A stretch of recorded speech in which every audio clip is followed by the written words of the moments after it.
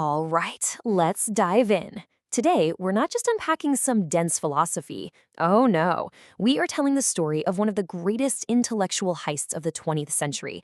We're talking about post-structuralism. But let me start with a question for you. What if all the big ideas we use to make sense of our world, good versus evil, man versus woman, logic versus emotion, what if they weren't solid, timeless truths? What if they were actually constructed, biased even, and designed to keep a certain order in place?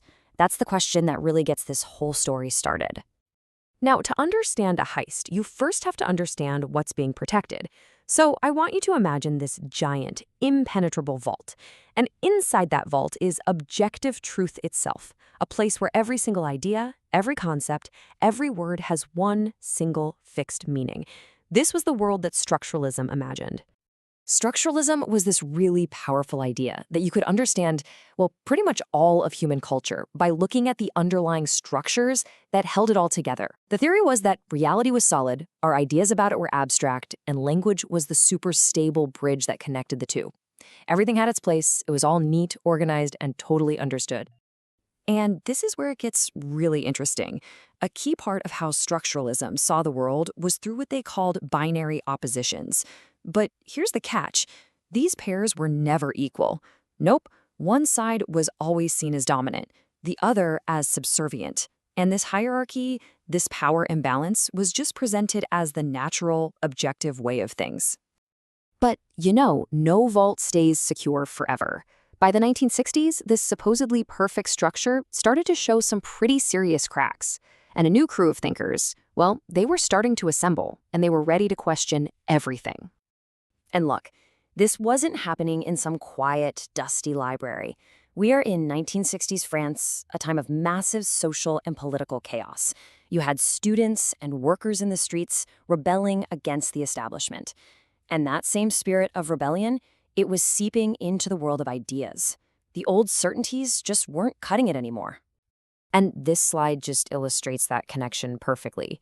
So in 1966, you have Jacques Derrida giving this landmark lecture about the decentering of the intellectual world, this idea that there's no single, stable center holding it all together anymore.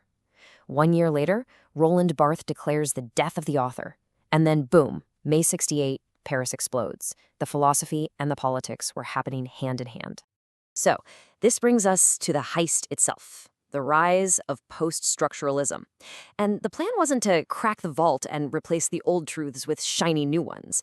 No, the plan was to dismantle the vault entirely, to show everyone that meaning was never locked inside in the first place. Okay, so here's the crucial point. Post-structuralism isn't just what came after structuralism. It's a deep, fundamental critique of it. It argues that all those neat little structures we just talked about, they aren't objective at all. They are actually products of history, of culture, of power. They're built on biases that most of us don't even see. So how do you actually pull off a heist like this? Well, here's the basic 4-step plan. First, you identify a structure that everyone just takes for granted, like that binary of male and female. Then, step 2, you question its very foundation. Is it really that simple? Is it natural? Step 3, you reveal the hidden power dynamics. Who benefits from the structure? And finally, step 4, you unleash a flood of multiple competing, messy meanings. Roland Barthes gave us one of the most famous tools for this whole operation. When he said the author is dead, what he meant was that the author doesn't get the final say on what a book or a poem means. Instead, meaning is actually created in the act of reading. The power literally shifts from the creator to the interpreter, to you. Now, every great heist needs a crew, right? A team of brilliant specialists. So let's meet the codebreakers who pulled this whole thing off.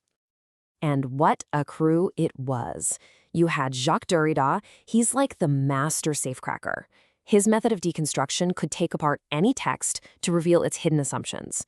We've already met Roland Barthes. Then there's Michel Foucault, the historian of the crew. He showed how institutions like prisons, hospitals, schools actually create knowledge as a way to control people.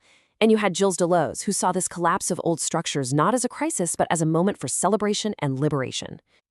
So, as you can probably imagine, you don't pull off an intellectual heist of this magnitude and have nobody notice. The fallout was huge. It sparked all this fierce criticism and even some pretty wild conspiracy theories. a lot of the establishment was, well, let's just say they were not impressed. The philosopher John Searle pretty much just dismissed the entire movement as a silly phenomenon, basically an academic fad that would just fade away. And the physicist Alan Sokal, he took it even further, just calling it gibberish. To critics like him, post-structuralists weren't liberating meaning. They were destroying it. They were replacing clarity with confusing jargon and basically making it impossible to say that anything is true at all. But here's where the story takes a really unexpected turn. What if the rise of all this so-called gibberish wasn't an accident? What if it was secretly being encouraged by an intelligence agency? Okay, check this out. The historian Francis Stoner Saunders put forward this absolutely stunning theory that the CIA was secretly funneling money to post-structuralist thinkers. Why would they do that? To fight the Cold War. The alleged goal was to pull European intellectuals away from Marxism and get them hooked on a philosophy that questioned all grand narratives. And that included communism. And get this, a declassified CIA report was later found that praised Michel Foucault for his critical demolition of Marxist influence. A totally fascinating twist in our heist story. So, whether you think it's academic gibberish or a secret CIA plot, why should we even care about this intellectual heist today?